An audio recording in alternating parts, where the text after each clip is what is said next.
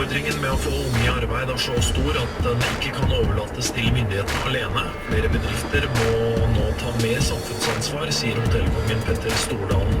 Over virksomhet eller utdanning. Fordi de